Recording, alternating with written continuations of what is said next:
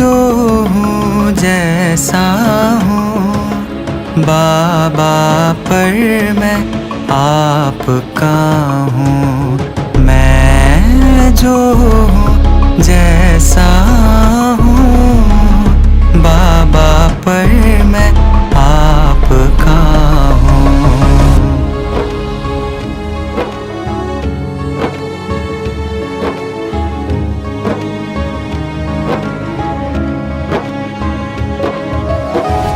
भावनाओं के जाल में कभी कभी उलझ जाता हूँ। माया की आंधियों में संकल्पों से डगमगाता हूँ। बाबा, पर मैं आपका हूँ। बाबा, पर मैं आपका हूँ।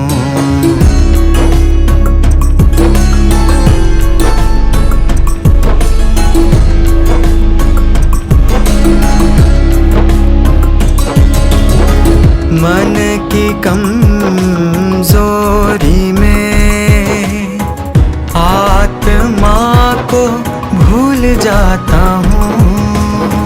भूतकाल की गलियों में पछतावे में गिर जाता हूँ। बाबा, पर मैं आपका। ஓம் சாந்தி. 9/7/2025. பாபா, நான் உங்களுடையவன் என்ற தலைப்பில் 21 நாட்களுக்காக பட்டி செய்து கொண்டிருக்கிறோம். அதில் 9வது நாளாக இன்று அவ்யக்த முரளியின் தேதி 20/11/1985.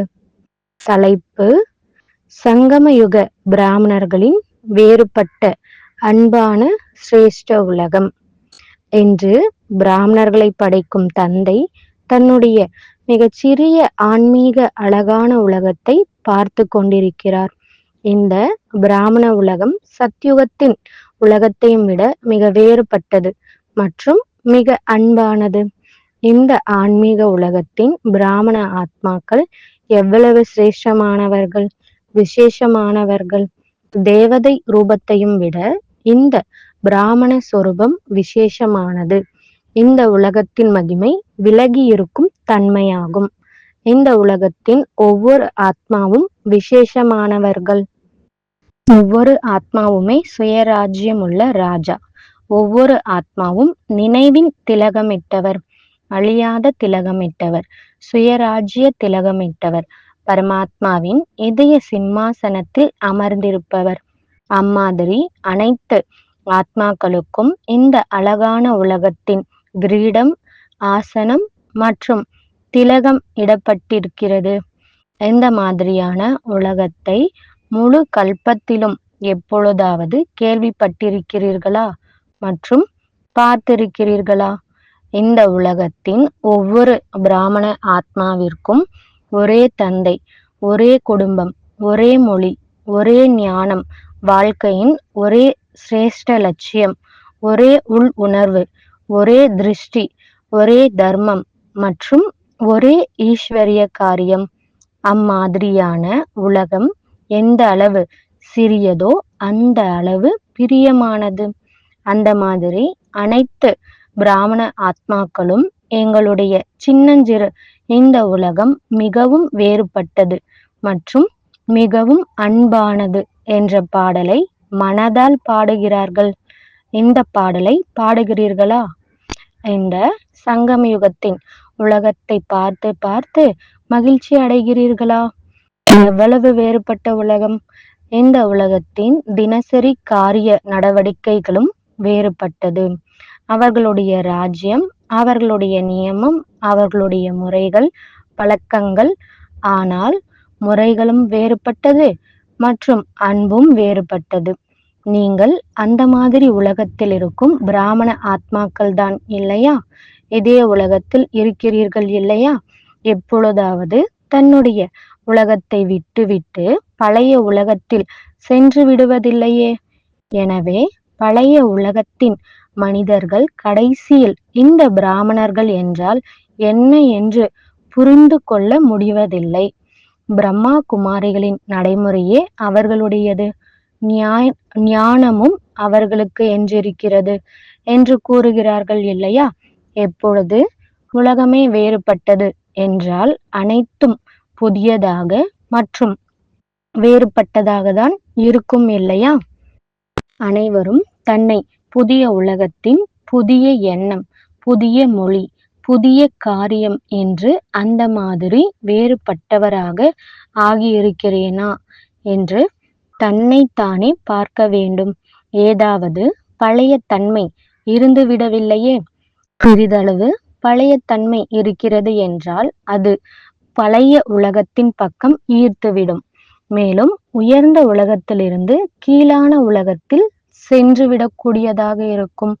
உயர்ந்த அதாவது சிரேஷ்டமாக இருக்கும் காரணத்தினால் சொர்க்கத்தை உயரே காண்பிக்கின்றார்கள், மேலும் நரகத்தை கீழே காட்டுறாங்க. சங்கமயுகத்தின் சொர்க்கம் சத்தியுகத்தின் சொர்க்கத்தை விடவும் உயர்ந்தது. ஏனென்றால் இந்த நேரம் நீங்கள் 2 உலகத்தின் ஞானம் நிறைந்தவர்களாக ஆகியிருக்கிறீர்கள். இங்கு இப்பொழுது பார்த்து கொண்டும் தெரிந்தும் விலகியிருந்து அன்பானவராக இருக்கிறீர்கள். எனவே மதுபனை சொர்க்கம் என்று அனுபவம் செய்கிறீர்கள். சொர்க்கத்தை பார்க்க வேண்டும் என்றால் இப்பொழுது பாருங்கள் என்று கூறுகிறீர்கள் இல்லையா? அங்கே சத்தியுகத்தில் சொர்க்கத்தை வர்ணனை செய்ய மாட்டோம். இப்பொழுது நான் சொர்க்கத்தை பார்க்கிறேன் என்று நிச்சயத்துடன் தங்கு தடையின்றி கூறுகிறீர்கள். சொர்க்கத்தை பார்க்க வேண்டும் என்றால் இங்கே வந்து பாருங்கள் என்று சவால் விடுகிறீர்கள் இல்லையா? அந்த மாதிரி வர்ணனை செய்கிறீர்கள் இல்லையா? முன்பு சொர்க்கத்தின் பரிகள் அதாவது தேவதைகள் மிகவும் அழகாக இருப்பார்கள் என்று நினைத்தீர்கள், கேட்டீர்கள். ஆனால் யாரும் பார்க்கவில்லை. சொர்க்கத்தில் இதுவெல்லாம் இருக்கும் என்று அதிகமாக கேட்டிருக்கிறீர்கள்.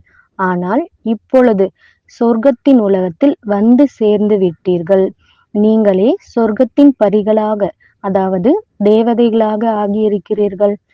சியாமாக இருந்தவர்கள் சுந்தராகி விட்டீர்கள் இல்லையா? இறக்கை கிடைத்து விட்டது இல்லையா? அந்த அளவு வேறுபட்ட ஞானம் மற்றும் யோகாவின் இறக்கைகள் கிடைத்திருக்கின்றன. அதன் மூலம் 3 உலகத்தையும் சுற்றி வர முடியும். அறிவிலை சேர்ந்தவர்கள் கூட அதாவது அறிவியல் சேர்ந்தவர்கள் கூட அந்த மாதிரியாக அதிவேகமாக செல்லும் சாதனம் கண்டுபிடிக்கவில்லை. உங்கள் அனைவருக்கும் இறக்கை கிடைத்திருக்கின்றதா? யாராவது கிடைக்காமல் தங்கி போய்விடவில்லையே. பிராப்தி இல்லாதது அதாவது கிடைக்காத பொருள் பிராமண உலகத்தில் இல்லை என்பதுதான் இந்த உலகத்தின் மகிமையாக இருக்கிறது. எனவே ஒரு தந்தை கிடைத்தார் என்றால் அனைத்தும் கிடைத்து விட்டது என்ற மகிமை இருக்கிறது. ஒரு உலகம் இல்லை, ஆனால் 3 உலகங்களின் எஜமானனாக ஆகிவிடுகிறார்கள். அனைவரும் ஊஞ்சலில் ஆடிக்கொண்டே இருக்கிறார்கள் என்பது இந்த உலகத்தின் மகிமை. ஊஞ்சலில் ஆடுவது என்பது பாக்கியத்தின் அடையாளம் என்று கூறுவார்கள். இந்த உலகத்தின் விசேஷமாக என்ன இருக்கிறது? சில நேரம் அத்தீந்திரிய சுகம் என்ற ஊஞ்சலில் ஆடுவது, சில நேரம் குஷியின் ஊஞ்சலில் ஆடுவது, சில நேரம் அமைதியின் ஊஞ்சலில், சில நேரம் ஞானத்தின் ஊஞ்சலில் ஆடுவது, பரமாத்மா மடியின் ஊஞ்சலில் ஆடுவது என்றால் அன்பில் மூழ்கி இருந்த நிலையில் ஆடுவது. எப்படி மடியில் ஒன்றி போய் விடுகிறீர்கள், அதே போல் பரமாத்மா நினைவில் ஒன்றி போய் விடுகிறார்கள். அன்பில் ஐக்கியமாகி விடுகிறார்கள். இந்த ஆன்மீக மடி ஒரு நொடியில் அநேக ஜென்மங்களின் துக்கம் வேதனையை மறக்க வைத்து விடுகிறது. அம்மாதிரி நீங்கள் அனைவரும் ஊஞ்சலில் ஆடிக்கொண்டே இருக்கிறீர்கள். இந்த மாதிரி உலகத்தின் அதிகாரியாக ஆகிவிடுவோம் என்று எப்பொழுதாவது கனவில் நினைத்ததுண்டா என்று பாப்தாதா தன்னுடைய பிரியமான உலகத்தை பார்த்து கொண்டிருக்கிறார். இந்த உலகம் உங்களுக்கு பிடித்திருக்கிறதா? பிரியமானதாக இருக்கிறதா? சில நேரம் ஒரு கால் அந்த உலகத்திலும் மற்றொரு காலை இந்த உலகத்திலும் வைப்பதில்லையே. 63 ஜென்மங்கள் அந்த உலகத்தை பார்த்து விட்டீர்கள், அனுபவம் செய்து விட்டீர்கள். என்ன கிடைத்தது? ஏதாவது கிடைத்ததா? அல்லது இழந்தீர்களா? உடலையும் இழந்தீர்கள், மனதின் சுகம் சாந்தியையும் இழந்தீர்கள், மேலும் செல்வத்தையும் இழந்தீர்கள், உறவையும் இழந்தீர்கள். தந்தை எந்த அழகான உடல் கொடுத்திருந்தாரோ அதை எங்கே இழந்தீர்கள்? ஒருவேளை பணத்தையும் சேர்த்து வைக்கிறீர்கள் என்றால் கூட அது கருப்பு பணம். அந்த பணம் இருந்தா கூட அத கருப்பு பணம்னு சொல்றோம். தூய்மையான பணம், செல்வம் எங்கே சென்று விட்டது? ஒருவேளை இருக்கிறது என்றாலும் கூட உபயோகப்பட முடியாது. சொல்வதற்கு கோடீஸ்வரன், ஆனால் காண்பிக்க முடியுமா? எனவே அனைத்தையும் இழந்து விட்டீர்கள். இருந்தும் ஒருவேளை புத்தி அதன் மேல் செல்கிறது என்றால் என்னவென்று கூறுவோம்? புத்திசாலி என்று கூறுவோமா? எனவே தன்னுடைய இந்த சிரேஷ்ட உலகத்தை எப்பொழுதும் நினைவில் வையுங்கள். இந்த உலகத்தின், இந்த வாழ்க்கையின் விசேஷங்களை எப்பொழுதும் நினைவில் வைத்து சக்திசாலியாக ஆகுங்கள். நினைவு சொரூபமாக ஆனீர்கள் என்றால் பற்றுதலை வென்றவராக இயல்பாகவே ஆகிவிடுவீர்கள். பழைய உலகத்தின் எந்த ஒரு பொருளையும் புத்தியில் ஸ்வீகாரம் செய்யாதீர்கள். அவ்வாறு ஏற்றுக்கொள்வீர்கள் என்றால் ஏமாற்றம் அடைவீர்கள். ஏமாற்றம் அடைவது என்பது துக்கம் அடைவது. அப்படியானால் எங்கு இருக்க வேண்டும்? சிரேஷ்ட உலகத்திலா அல்லது பழைய உலகத்திலா? இந்த உலகம் என்ன மற்றும் அந்த உலகம் என்ன என்பதை எப்பொழுதும் மனதில் தெளிவாக வெளிப்படும் ரூபத்தில் வையுங்கள். நல்லது. அந்த மாதிரி சின்னஞ்சிறு மிகவும் பிரியமான உலகத்தில் இருக்கும் விசேஷ பிராமண ஆத்மாக்களுக்கு, எப்பொழுதும் சிம்மாசனத்தில் அமர்ந்திருக்கும் ஆத்மாக்களுக்கு, எப்பொழுதும் ஊஞ்சலில் ஆடிக்கொண்டிருக்கும் ஆத்மாக்களுக்கும், எப்பொழுதும் விலகி இருக்கும் மற்றும் பரமாத்மாவின் அன்பிற்குரிய குழந்தைகளுக்கு பாப்தாதாவின் அன்பு நினைவுகள் மற்றும் நமஸ்காரம். சேவாதாரி, அதாவது டீச்சர் சகோதரிகளுடன் சந்திப்பு. சேவாதாரி என்றால் தியாகி, தபஸ்வி ஆத்மாக்கள். சேவையின் பலன் என்பது எப்பொழுதும் கிடைக்கும். ஆனால் தியாகம் மற்றும் தபஸ்யா மூலம் எப்பொழுதும் முன்னேறி சென்று கொண்டே இருப்பீர்கள். எப்பொழுதும் தன்னை விசேஷ ஆத்மாக்கள் என்று புரிந்து கொண்டு விசேஷ சேவை செய்வதை நிரூபித்து காண்பிக்க வேண்டும். இந்த லட்சியத்தை வைத்துக் கொள்ளுங்கள். லட்சியம் எவ்வளவு உயர்ந்ததாக உறுதியாக இருக்கிறதோ அந்த அளவு கட்டிடம் நன்றாக உருவாகும். எனவே எப்பொழுதும் சேவாதாரி என்று புரிந்து கொண்டு முன்னேறி செல்லுங்கள். எப்படி தந்தை உங்களை தேர்ந்தெடுக்கிறாரோ அதே போல் நீங்கள் பிரஜைகளை தேர்ந்தெடுங்கள். எப்பொழுதும் நீங்கள் தடையற்றவராகி சேவையையும் தடையற்றதாக ஆக்கிக் கொண்டே இருங்கள். சேவை அனைவரும் செய்கிறார்கள், ஆனால் தடையற்ற சேவையாக இருக்க வேண்டும். இதில்தான் வரிசை எண் கிடைக்கிறது. நீங்கள் எந்த இடத்தில் இருந்தாலும் அங்கு ஒவ்வொரு மாணவனும் தடையற்றவராக இருக்கட்டும். தடையின் அலைகள் இருக்க வேண்டாம். சக்திசாலியான சூழல் இருக்கட்டும். இதைதான் தடையற்ற ஆத்மா என்று கூறுவோம். நினைவின் சூழ்நிலை அந்த மாதிரி தடையே வர முடியாத அளவிற்கு இருக்க வேண்டும் என்ற லட்சியத்தை தான் வைத்துக் கொள்ளுங்கள். கோட்டை இருக்கிறது என்றால் எதிரி வர முடியாது. எனவே தடையற்றவராகி தடையற்ற சேவாதாரியாக ஆகுங்கள். நல்லது. தனித்தனியான குரூப்களுடன் சந்திப்பு. சேவை செய்யுங்கள் மற்றும் திருப்தியை அடையுங்கள். சேவை மட்டும் செய்யக்கூடாது, ஆனால் அந்த மாதிரி சேவை செய்யுங்கள். அதில் திருப்தி இருக்க வேண்டும். அனைவரின் ஆசீர்வாதங்கள் கிடைக்க வேண்டும். ஆசீர்வாதங்கள் கொடுக்கும் சேவை சுலபமாக வெற்றியையும் கொடுக்கும். திட்டப்படி சேவையோ செய்துதான் வேண்டும். மேலும் அதிகமாக செய்யுங்கள். குஷியோடு ஊக்கத்தோடு செய்யுங்கள். ஆனால் என்ன சேவை செய்தோமோ அதில் ஆசீர்வாதங்கள் கிடைத்தனவா என்ற கவனம் வையுங்கள். எங்கு ஆசீர்வாதங்கள் இருக்குமோ அங்கு கடின உழைப்பு இருக்காது. எனவே யாருடைய தொடர்பில் வந்தாலும் அவருடைய ஆசீர்வாதங்களை பெற்று கொண்டே இருக்க வேண்டும் என்ற இந்த லட்சியத்தை வைத்துக் கொள்ளுங்கள். எப்பொழுது அனைவரின் ஆசீர்வாதங்களை பெறுவீர்களோ அப்பொழுதுதான் அரை கல்பம் உங்களுடைய விகாரங்கள், படங்கள், ஆசீர்வாதங்களை கொடுத்து கொண்டே இருக்கும். உங்களுடைய விக்கிரங்கள், படங்கள் முதலியவை ஆசீர்வாதம் கொடுக்கக்கூடியதாக மாறிவிடும். உங்களுடைய விக்கிரகங்களிடமிருந்து ஆசீர்வாதங்கள் பெற வருகிறார்கள் இல்லையா? தேவி அல்லது தேவதையிடம் ஆசீர்வாதம் பெற செல்கிறார்கள் இல்லையா? அப்படி இப்பொழுது அனைவரின் ஆசீர்வாதங்களை சேமிப்பு செய்கிறீர்கள். அதனால் உங்களுடைய சிலைகள் மூலமாக கொடுத்து கொண்டே இருக்கிறீர்கள். நிகழ்ச்சி செய்யுங்கள், பேரணி வையுங்கள், விஐபிக்கள், ஐபிக்களின் சேவை செய்யுங்கள், அனைத்தையும் செய்யுங்கள். ஆனால் ஆசீர்வாதங்கள் கொடுக்கும் சேவை செய்யுங்கள். ஆசீர்வாதங்கள் பெறுவதற்கான வழி என்ன?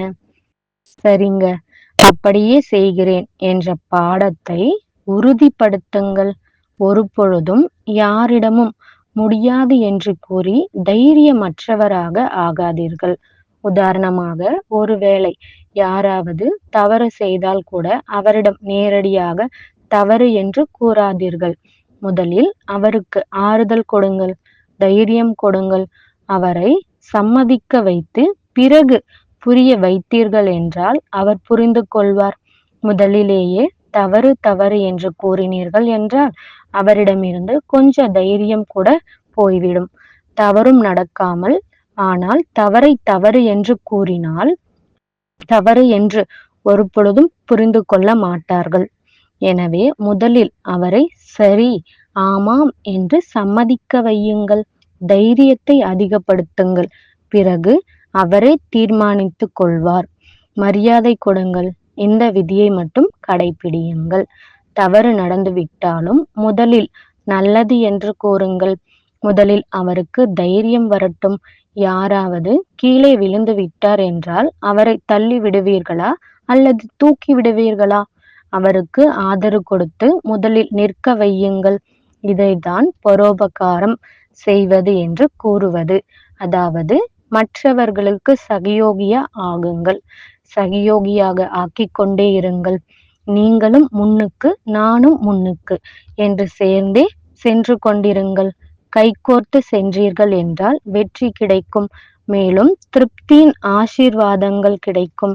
அந்த மாதிரி ஆசீர்வாதங்கள் பெறுவதில் மகானாக ஆனீர்கள் என்றால் சேவையில் இயல்பாகவே மகான் ஆகிவிடுவீர்கள். சேவாதாரிகளுடன் சந்திப்பு. சேவை செய்து கொண்டே எப்பொழுதும் தன்னை கர்மயோகி நிலையில் நிலைத்திருப்பதை அனுபவம் செய்கிறீர்களா? அல்லது காரியம் செய்து கொண்டே நினைவு குறைந்து விடுகிறதா? மேலும் காரியத்தில் புத்தி அதிகமாக இருக்கிறதா? ஏனென்றால் நினைவில் இருந்து காரியம் செய்வதினால் ஒரு பொழுதும் களைப்பு இருக்காது. நினைவில் இருந்து காரியம் செய்பவர்கள் காரியம் செய்து கொண்டே எப்பொழுதும் குஷியை அனுபவம் செய்வார்கள். கர்மயோகியாகி காரியம், அதாவது சேவை செய்கிறீர்கள் தான் இல்லையா? கர்ம யோகியின் பயிற்சி உள்ளவர் எப்பொழுதுமே ஒவ்வொரு அடியிலும் நிகழ்காலம் மற்றும் எதிர்காலத்தை சிரேஷ்டமாக ஆக்குகிறார். எதிர்கால கணக்கு எப்பொழுதும் நிரம்பி இருக்கிறது. மேலும் நிகழ்காலமும் எப்பொழுதும் சிரேஷ்டமாக இருக்கிறது. அந்த மாதிரி கர்மயோகியாகி சேவையின் பங்கை செய்கிறீர்களா? மறந்து விடுவதில்லையே. மதுபனில் சேவாதாரிகளாக இருக்கிறீர்கள் என்றால் மதுபன் இயல்பாகவே தந்தையின் நினைவை ஊட்டுகிறது. அனைத்து சக்திகளின் பொக்கிஷங்களை சேமித்திருக்கிறீர்கள் இல்லையா? எப்பொழுதும் நிரம்பி இருக்கும் அளவிற்கு சேமிப்பு செய்திருக்கிறீர்களா? சங்கம யுகத்தில் பேட்டரி எப்பொழுதும் சார்ஜ் ஆகி இருக்கிறது. துவாபர யுகத்தில் பேட்டரி அந்த மாதிரி மாறிவிடுகிறது. சங்கம யுகத்தில் எப்பொழுதும் நிரம்பி இருக்கிறது, எப்பொழுதும் சார்ஜ் ஆகி இருக்கிறது. மதுபனிற்கு பேட்டரியை நிரப்புவதற்காக வருவதில்லை, கொண்டாடுவதற்காக வருகிறீர்கள். தந்தை மற்றும் குழந்தைகளுக்கு அன்பு இருக்கிறது. எனவே சந்திப்பது, கேட்பது, இதுதான் சங்கம யுகத்தின் கொண்டாட்டம். நல்லது. இளைஞர் பேரணியின் வெற்றிக்காக பாப்தாதாவின் வரதானங்கள் நிறைந்த மகா வாக்கியங்கள். இளைஞர் அணியை நன்றாக உருவாக்குங்கள். நீங்கள் என்ன செய்தாலும் அதில் திருப்தி இருக்கட்டும், வெற்றி இருக்கட்டும். மற்றபடி இந்த சேவை நான் செய்தான் வேண்டும். சேவைதான் என்னுடைய வாழ்க்கையாக இருக்கிறது. தன்னுடைய ஊக்கத்தோடு ஒருவேளை யாராவது காரியம் செய்கிறார் என்றால் அதற்கு எந்த தடையும் இல்லை. நிகழ்ச்சி இருக்கிறது எனவே செய்ய வேண்டும் என்பது வேறு ரூபம் ஆகிவிடுகிறது. ஆனால் தன்னுடைய ஊக்கம் உற்சாகத்துடன் செய்ய விரும்புகிறார்கள் என்றால் அதற்கு எந்த தடையும் இல்லை. எங்கு சென்றாலும் அங்கு யாரை சந்தித்தாலும் யாரை பார்த்தாலும் சேவையேதான். பேசுவது மட்டும்தான் சேவையாகி விடாது. ஆனால் தன்னுடைய முகம் எப்பொழுதும் மகிழ்ச்சி நிறைந்ததாக இருக்கட்டும். ஆன்மீக முகமும் சேவை செய்கிறது. ஊக்கம் உற்சாகத்துடன் மிகவும் குஷியுடன் ஆன்மீக குஷியின் ஜொலிப்பை காண்பித்துக் கொண்டே முன்னேற வேண்டும் என்ற லட்சியத்தை வையுங்கள். வலுக்கட்டாயமாக மட்டும் யாரும் செய்யக்கூடாது. நிகழ்ச்சி உருவாக்கப்பட்டு இருக்கிறது, எனவே செய்யத்தான் வேண்டும் என்ற அப்படி ஒரு விஷயமும் இல்லை. ஊக்கம் உற்சாகத்துடன் செய்தார்கள் என்றால் நல்லது. ஒருவேளை யாரிடமாவது ஊக்கம் இல்லை என்றால் அவர் கவரப்பட்டவர் அல்லவா? ஒருவேளை யாரிடமாவது ஊக்கம், உற்சாகம், மகிழ்ச்சி இல்லை என்றால் அவர் கட்டுப்பட்டவர் அல்ல. ஒரு பாதமும் இல்லை. எப்படி இந்த பொன்விழா அவரை அனைத்து இடங்களிலும் சேவை செய்ய வேண்டும் என்ற லட்சியம் இருந்தது, அப்படி நடந்து வருபவர்கள் அவர்களுடைய குரூப்பில் வருவார்கள். அதேபோல் பேருந்து மூலமாக வருபவர்களும் இருக்கட்டும். ஒவ்வொரு ஜோனிலிருந்து மற்றும் ஒவ்வொரு இடங்களிலிருந்தும் பேருந்து மூலமாக சேவை செய்து கொண்டே டெல்லி வரை வந்து சேர முடியும். 2 விதமான குரூப்பை உருவாக்குங்கள். ஒன்று பேருந்து மூலமாக வரட்டும், சேவை செய்து கொண்டே வரட்டும். மற்றும் இன்னொன்று கால்நடையாக வரட்டும். 2 ஆகிவிடும். செய்ய முடியும். இளைஞர்கள்தான் இல்லையா?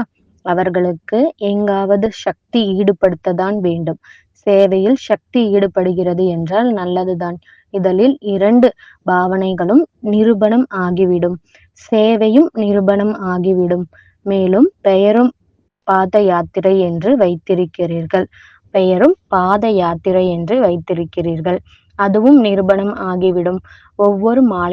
ஒவ்வொரு மாநிலத்தை சேர்ந்தவர்கள் ஒருவேளை அவர்களுடைய பாத யாத்திரை செய்தவர்களுடைய நேர்காணல், அதாவது மீடியா மூலம் எடுப்பதற்கு முன்பாகவே ஏற்பாடு செய்தீர்கள் என்றால் தானாகவே செய்தி பரவிவிடும்.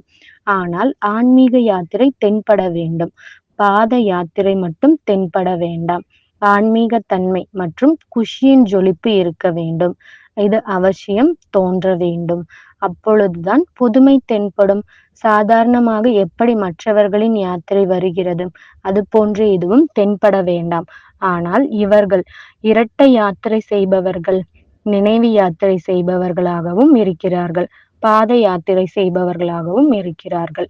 இரட்டை யாத்திரையின் பிரபாவம் முகம் மூலம் தென்பட்டது என்றால் நல்லது. உலகின் அரசியல் தலைவர்களுக்காக அவ்யக்த பாப்தாதாவின் இனிமையான செய்தி. உலகின் ஒவ்வொரு அரசியல் தலைவரும் தன்னுடைய தேசத்தை மற்றும் தேசவாசிகளை வளர்ச்சியின் பக்கம் எடுத்து செல்வதின் சுப பாவனை, சுப விருப்பங்களோடு அவரவர்களின் காரியத்தில் ஈடுபட்டிருக்கிறார்கள். ஆனால் பாவனை மிகவும் சிரேஷ்டமானது. ஆனால் பிரத்யட்சம் எடுத்து காட்டுங்கள். எவ்வளவு விரும்புகிறீர்களோ அந்த அளவு இருப்பதில்லை. இது ஏன்? ஏனென்றால் இன்றைய மக்கள் மற்றும் அதிகமான தலைவர்களின் மனதின் பாவனைகள் சேவை பாவனை, அன்பு பாவனைக்கு பதிலாக சுயநலமான பாவனை, பொறாமையின் பாவனையில் மாறிவிட்டது. எனவே இந்த அஸ்திவாரத்தை அகற்றுவதற்காக இயற்கையின் சக்தி, அறிவியல் சக்தி, உலக ஞானத்தின் சக்தி, ராஜ்ய அதிகாரத்தின் சக்தி மூலமாகவோ அவர்கள் முயற்சி செய்தார்கள். ஆனால் உண்மையான சாதனம் ஆன்மீக சக்தியாகும். அதன் மூலமாதான் மனதின் பாவனை சுலபமாக மாற முடியும். அதன் பக்கம் கவனம் குறைவாக இருக்கிறது. எனவே மாறியிருக்கும் பாவனைகளின் விதை அழிவதில்லை. கொஞ்ச காலத்திற்காக உள்ளடங்கி விடுகிறது. ஆனால் நேரத்திற்கு ஏற்றபடி இன்னும் பயங்கரமான ரூபத்தில் பிரத்யட்சமாகி விடுகிறது.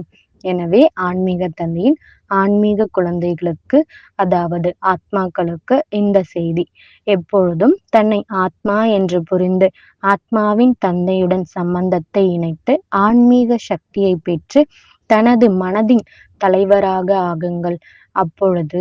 அப்பொழுதுதான் அரசியல் தலைவராகி மற்றவர்களின் மனதின் பாவனைகளை மாற்ற முடியும்.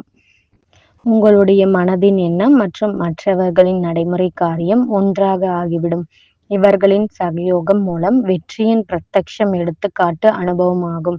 தன்னை ஆளும் அதிகாரிதான் எப்பொழுதும் தகுதியான அரசியல் தலைவர் என்று ஆளும் அதிகாரி ஆக முடியும். மேலும் சுயராஜ்யம் உங்களுடைய ஆன்மீக தந்தையின் பிறப்புரிமை. இந்த பிறப்புரிமையின் சக்தி மூலம் எப்பொழுதும் சரியாக செய்யும் சக்தியையும் அனுபவம் செய்வீர்கள், மேலும் வெற்றி அடைவீர்கள். இந்த பிறப்புரிமையின் சக்தி மூலம் எப்பொழுதும் சரியாக செய்யும் சக்தியையும் அனுபவம் செய்வீர்கள், மேலும் வெற்றியையும் அடைவீர்கள். ஓம் சாந்தி.